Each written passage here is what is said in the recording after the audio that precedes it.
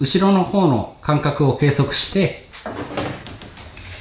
ちょっとずれてんな。合ってるはずなんだけどな。なんかずれるな。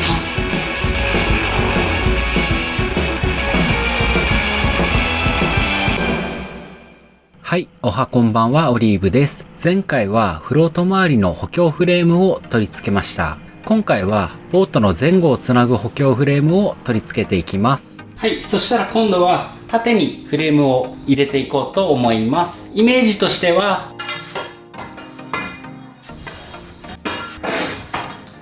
こんな感じで縦2本にフレームを入れて、前と後ろでボルト止めするイメージですね。まずはどこにボルトの穴を開けるのか計測して印をつけていきたいと思います。はい、今船の左後ろの方にいるんですが、このフレームがこの縦のフレームと擦り切りになる位置で固定したいと思います。そしたら左側と右側のフレームですね、ここにクランプで仮止めしたいと思います。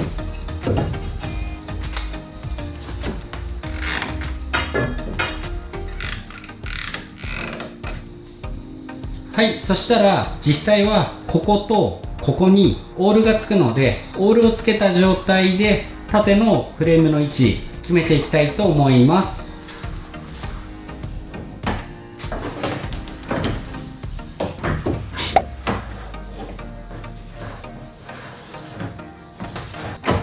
そしたらまずは縦のフレームの後ろの方の間隔を計測して、前も同じ間隔でフレームを配置できるか確認していきたいと思います。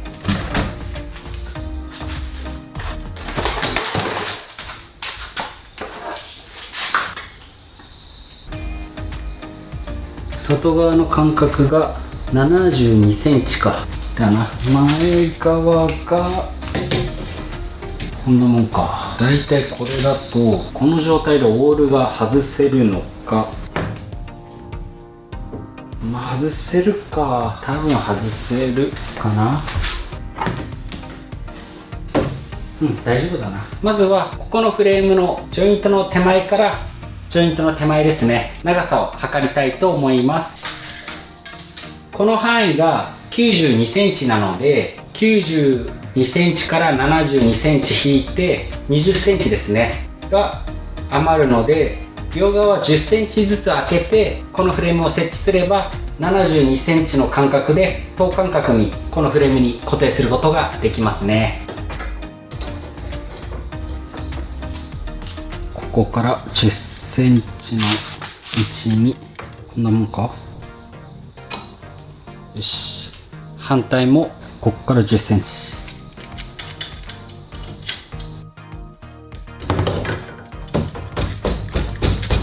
こんなもんかな。それでこのフレームの間隔が72センチになってればいいんだな。ちょっとずれてんな。合ってるはずなんだけどな。なんかずれるな。4ミリぐらいずれてるから10センチ2ミリかな。72になったな。フレームの幅の前後の間隔は同じ間隔で仮止めできたので、そしたら今度はこのフレームを横から見た時に水平にしたいので、傾きを水平器で見ながら角度を調整していきたいと思います。まず今の状態で水平を見てみたいと思います。携帯電話で水平器のアプリを使って水平を見ていきます。そしたら後ろのクランプを1回外してフレームを水平に調整したら、またクランプを戻して固定したいと思います。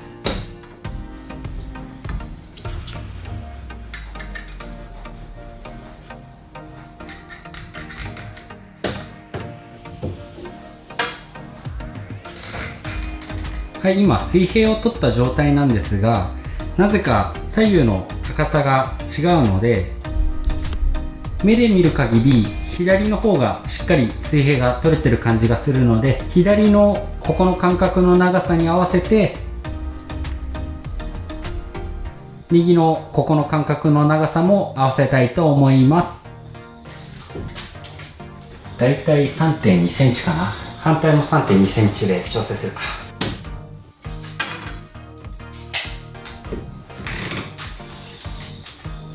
こんなもんかな。はい、そしたら今度は穴を開けるとき一回クランプを外さないといけないので、ペンでフレームの取り付け位置ですね、印をつけていきたいと思います。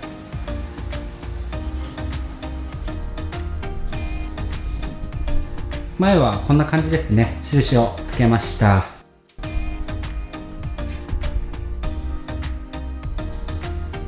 上の方もですね、こんな感じで印をつけています。今度は後ろの方も印つけていきたいと思います。こんな感じで後ろの方も印をつけました。見えづらいですが、ここの部分にも印がついています。はい、そしたら一回クランプを外してオートポンチ使って目印をつけていきます。フレームが 28mm だから 14mm で、この幅が 8mm だから 4mm、 この辺りかな。そしたら反対側も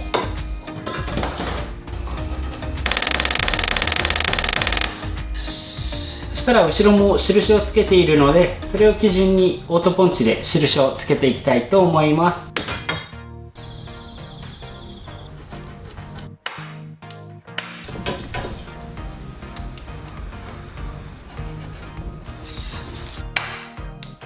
よし。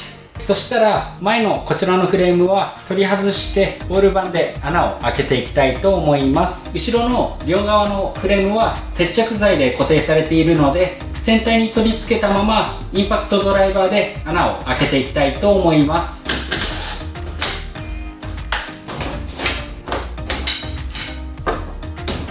10mm のボルトを使うので、フレームには 10.5mm の穴を開けたいと思います。最初は小さい穴を開けていきます。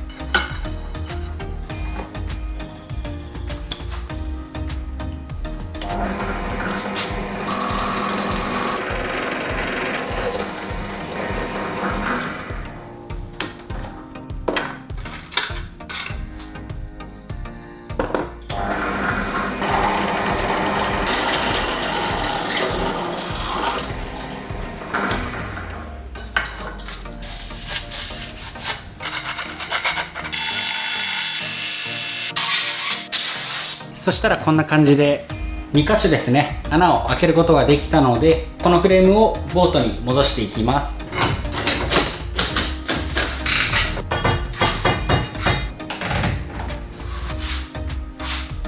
はい、そしたらさっき印をつけておいたので、縦のフレームを持ち上げてドリルを使って下のフレームを傷つけて目印をつけていきたいと思います。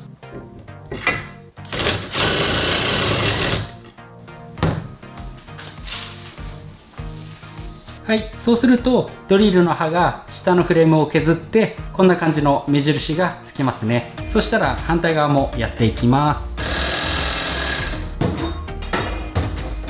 はい、そしたら今度はこの印をつけたフレームに穴を開けていきたいと思います。はい、っていうことでこんな感じで穴を開けたので、そしたら最初に開けたフレームの穴と後から開けたフレームの穴の位置をこんな感じで合わせてボルトで留めていきます。このフレームは1本で 28mm の太さなので2本合わせて 56mm の厚みになります。なので使うボルトは長さに少し余裕を持たせて 60mm のボルトを使っていきます。ここからここまでの長さが 60mm ですね。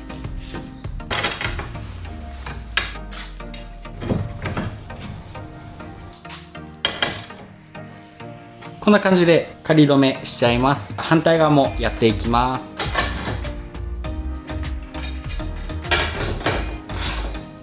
2本止まりましたね。そしたら今度はこの仮止めの状態で縦2本のフレームの後ろ側の方ですね、穴を開けてボルトで留めていきたいと思います。ここですね、穴を開けていきたいと思います。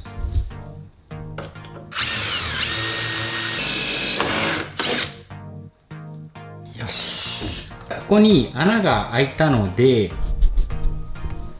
ここの印に合わせて後ろのフレームをこんな感じで押さえながら後ろのフレームに目印をつけていきたいと思います。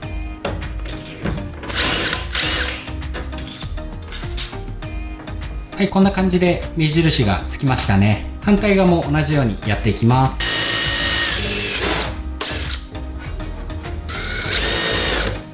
反対側もこんな感じで目印がつきましたね。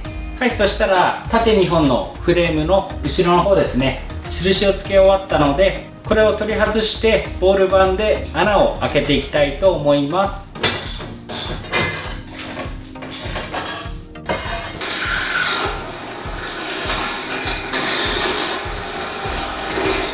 そしたら今度は後ろ側のボートに固定されているフレームですね。さっき小さい穴を開けたんですが、その穴を拡張していきます。さっきは後ろのフレームがあって邪魔だったので、まずは最初に後ろのフレームを穴開けました。今度は後ろのフレームを取り外しているので、こちらの穴を拡張していきたいと思います。最初は 7mm の穴を拡張したので、今度は 10.5mm ですね。そしたらバリが出ているので削っていきたいと思います。穴はずれていますが、そこまで精度は問題にならないと思います。そしたら反対側も穴を拡張していきます。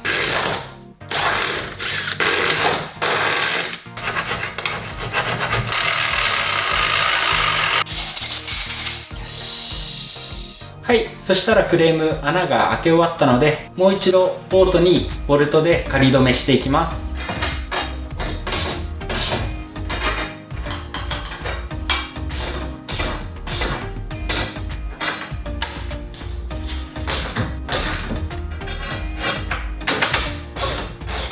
はい、そしたらこんな感じでフレームが固定されましたね。ここのフレームの合成も上がったと思います。はい、合成が上がった理由を少し解説させてください。ボートを動かしている時に前に乗っている人がつかめるように、このフレームを接着剤だけで取り付けていました。ですが、前回取り付けたこのフレームですね。横から見ると、ここのフレームなんですが、ここのフレームはボルト止めで固定されているフレームになります。今回このフレームからジョイントとボルトを使って緑、オレンジ、紫の順番で最終的に水色のフレームまでつなげたので、水色のフレームもボートの後ろのボルト止めされたフレームと一体となり合成が上がりました。なので今ボートに設置されているフレームは全てボルトで固定された状態です。はい、そしたらボルトで縦に2本フレーム取り付けました。はい、次にやることなんですが、この縦のフレームを付けたことによってオールを動かすとき干渉するようになってしまったので、その対策をしたいと思います。はい。ということで、今回の動画はここまでとさせてください。今回はボートの前後をフレームでつなげるところまで進みましたね。次回の動画ではフレームにオールが干渉しないかを確認して取り付けたのになぜ干渉するようになってしまったのか、そして干渉してしまった問題をどうやって解決するのかといった内容の動画となっております。チャンネル登録やグッドボタンを押していただけますとすごく動画制作の励みになります。ここまでご視聴ありがとうございました。ものづくりって本当にいいですね。さよなら、さよなら、さよなら。